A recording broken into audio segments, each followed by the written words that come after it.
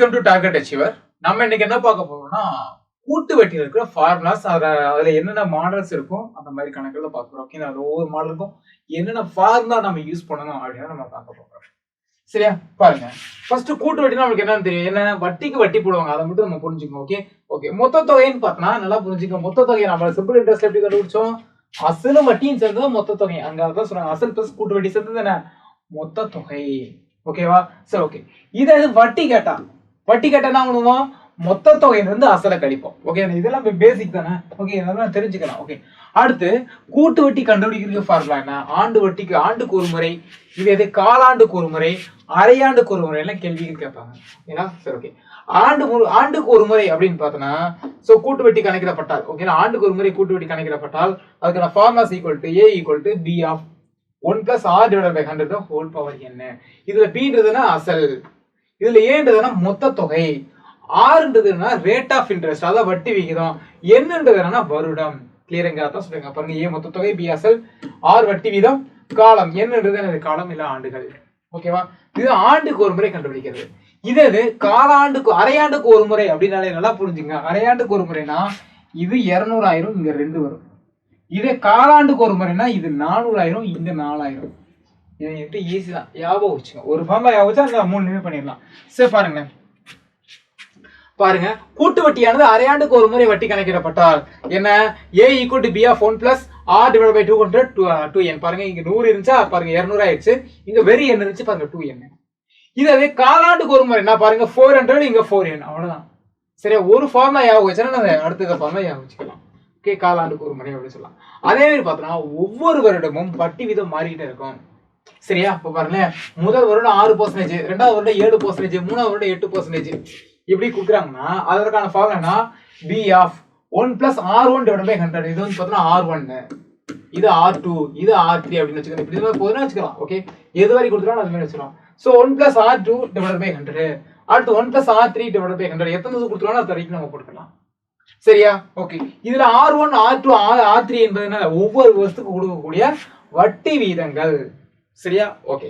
அடுத்து ஏழாவது பாருங்க, ஆண்டுக்கு ஒரு முறை வட்டி கணக்கிடும் பொழுது காலம் வந்து ABC ஆண்டுகள் என பின்னத்தில் இருந்தால் அப்படின்றாங்க. அதாவது வருடம் வந்து பின்னத்தில் இருந்தா 2 1/3 வருடங்கள் அப்படின்னு கொடுத்துட்டாங்கன்னு வச்சுக்கோங்க. நம்ம என்ன பண்ண முடியும், கணக்கு நம்ம போறது கஷ்டம். அப்ப என்ன இந்த ஃபார்முலா யூஸ் பண்ணணும். சரியா, அப்ப என்ன formula, B into 1 plus R divided by 100 the whole power A. ஏன்றது என்னன்னா முதல் இந்த என்னது A, 2 1/3 அப்படின்னா என்னது, இது A, இது B, இது C. சரியா, முதல்ல இருக்கிறது என்னது A, மேல இருக்கிறது B, கீழே இருக்கிறது என்னது C. ஓகேங்களா, அப்போ B of 1 plus R divided by 100 power A. அடுத்து bracket 1 plus B by C. B by C என்னது 1/3, B by C into R. Rன்றதுன்னா rate of interest divided by 100. புரிஞ்சுதா உங்களுக்கு, வருட பின்னத்துல கொடுத்தா இந்த ஃபார்முலா யூஸ் பண்ணிக்கணும். சரியா, ஓகே. அடுத்து 2 வருஷத்துக்கு தனி வட்டிக்கும் கூட்டு வட்டிக்கும் இடையான வேறுபாடு என்ன, D equal to B of R divided by 100 whole square. இதை பார்த்தா 2 வருடங்களுக்கு, சரி 2 வருஷத்துக்கு கொடுத்தா, 3 வருஷத்துக்கு கொடுத்தா எப்படி, 4 வருஷத்துக்கு கொடுத்தா எப்படின்னு பார்ப்போம். சரியா, ஓகே. இதுல Dன்றதுன்னா வித்தியாசம், Pன்றதுன்னா அசல், Rன்றதுன்னா ரேட் ஆஃப் இன்ட்ரெஸ்ட். ஓகேண்ணா, ஓகே. இதே 2 வருடம் ஆயிருச்சுன்னா B into R divided by 100 whole square. பாருங்க, இந்த ஃபார்முலா அதாவது 2 வருடங்களுக்கு கொடுக்கக்கூடிய ஃபார்முலா என்ன அப்படியே இதுல இருக்கும். இதே 4 வருடத்துலயும் பாருங்க இருக்கா, பின்னாடி இது மட்டும் தான் கொஞ்சம் சேஞ்ச் ஆகும், அதை மட்டும் ஞாபகம் வச்சுக்கோங்க. சரியா, ஓகே. அப்போ ஒரு வருஷத்துக்கான ஃபார்முலா என்ன, சரி 2 வருஷத்துக்கான formula B into R square R by 100 the whole square. இதே ஒரு ஆண்டுகளில் தனி வட்டிக்கும் கூட்டு வட்டிக்கும் இடையான வேறுபாடு அப்படின்னு கேட்டா என்ன ஒரு 0 வரும். இதை மட்டும் ஞாபகம் வச்சுங்க. ஏன்னா முதல் வருஷம் தனி வட்டி கூட்டு வட்டிக்கும் இடையான வேறுபாடு வரவே வராது, ரெண்டுலயுமே ஒரே வட்டி தான் வரும். இரண்டாவது வருடத்தில் தான் என்னாகும், வட்டி அசலோட ஆடாகும் கூட்டு வட்டியில, ஆனா தனி வட்டியில அது ஆடாகாது, அதை மட்டும் வச்சுக்கிறேன். அப்போ முதல் வருடத்தில் தனி வட்டி கூட்டு வட்டிக்கும் இடையான வேறுபாடு என்னன்னு கேட்டோம்னா 0. இரண்டாவது வருடம் அப்படின்னு வந்தாத்தே நான் ஃபார்முலா போட போறோம், B into R divided by 100 whole square. மூன்றாவது வருடத்துக்கு நான் B into R divided by 100 whole square பிராக்கெட்ல 3 plus R by 100. புரியுதா உங்களுக்கு, ஓகே. இதே 4வது வருடம் கொடுத்தா அதே தான், B into R divided by 100 whole square 6 plus 4 into R divided by 100 plus R divided by 100 whole square. சரியா, ஏன்னா மோஸ்ட்லி இந்த 2 ஆண்டுகளுக்கு வந்து அடிக்கடி கேட்பாங்க, 3 ஆண்டுகள் ரேரா கேட்பாங்க. இந்த 4 ஆண்டுகள் இது வரைக்கும் எந்த எக்ஸாம்லையும் கேட்டதில்லை. சரியா? ஸோ அதனால இந்த 2 ஃபார்முலாவுக்கு ரொம்ப இம்பார்ட்டன்ட் கொடுத்துருங்க. இந்த ஃபார்முலாஸ் வந்து உங்களுக்கு தேவையில்லை. இது வரைக்கும் எக்ஸாம்லையும் கேட்டதில்லை, எந்த புக்லையும் ஸ்கூல் புக்லையும் இல்லை. சரியா? எந்த வருடமும் எக்ஸாம்ல கேட்டதில்லை. ஓகேவா? சரி, ஓகே. அடுத்து பார்த்தீங்கன்னா கூட்டு வட்டியில் அசலானது என்ன ஆண்டுகளில் எம்மடங்கு ஆகும் எனில் ஏஎன் ஆண்டுகளில் எம்ஏ மடங்காகும் அப்படின்றாங்க. அதாவது இப்போ 5 ஆண்டுகளில் 5 ஆண்டுகளில் 8 மடங்காகிறது அப்படின்னா ஏஎன்ன்றது ஏன்றது ஒரு 3 வச்சுக்கோ. ஏன்றது ஒரு 10 ஆண்டுகளில் எம்ஏ மடங்காகும்னா என்ன 8 பவர் இங்க ஏன்றது எவ்வளவு வச்சா 2 வச்சோம்னா 2 வரும் அப்படின்னு சொல்றாங்க. அதாவது ஒரு கூட்டு வட்டியில 5 ஆண்டுகளில் 8 மடங்கு ஆகிறது எனில் 10 ஆண்டுகளில் 10ன்றது என்ன சொல்றீங்க? இங்க என்னன்றது 5. சரி, என்னன்றது 5. ஓகே, அப்ப ஏன் எவ்வளவா இருக்கும்? 2ஆ இருக்கும். பாருங்க, 2 × 5 தான் அது 10. ஓகே, என்ன புரியுதா உங்களுக்கு? தான் இங்க சொல்றேன். என்ன ஆண்டுகளில் எம்மடங்கு ஆச்சுன்னா, அதாவது 5 ஆண்டுகளில் 8 மடங்கா மாறிச்சுன்னா ஏஎன் ஆண்டுகளில் என்னது 10.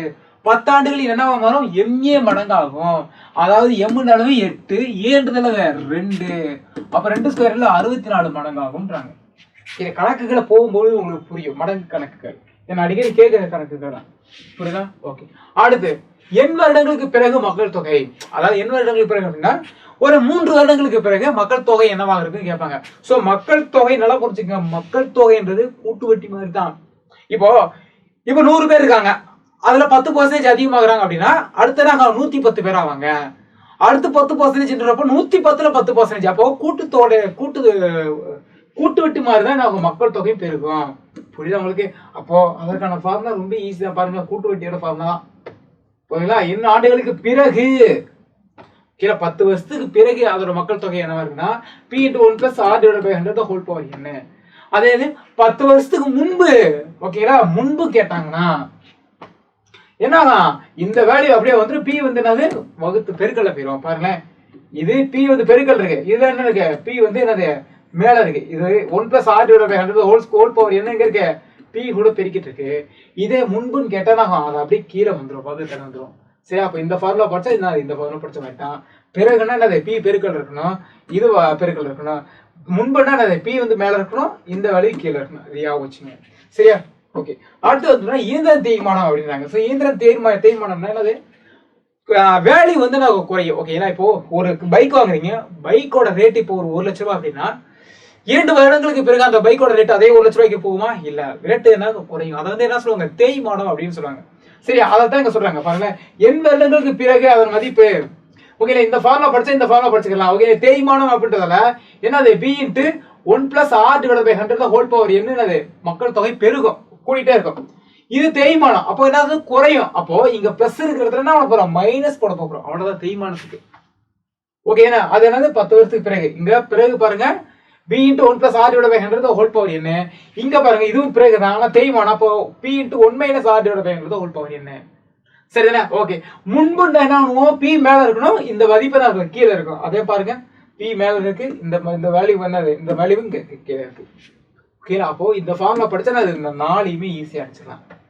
சரியா? இந்த ஃபார்முலாஸ் ஞாபகம் வச்சுங்க. இருந்தாலும் கணக்குகள் அனைத்துமே நம்ம ஷார்ட்கட் தான் பண்ண போகிறோம். ஸோ ஃபார்முலாஸ் வச்சு கேள்விகள் கேட்டாங்கன்னா பிரச்சனை இல்லை. ஸோ அதனால ஃபார்முலா ஞாபகம் வச்சுங்க. சரியா? ஓகே, இன்னைக்கு வந்து பார்த்தோம்னா கூட்டு வட்டியோட பார்த்தோம். நாளைக்கு அடுத்த டாபிக்ல இருந்து நம்ம பார்க்கலாம். நன்றி.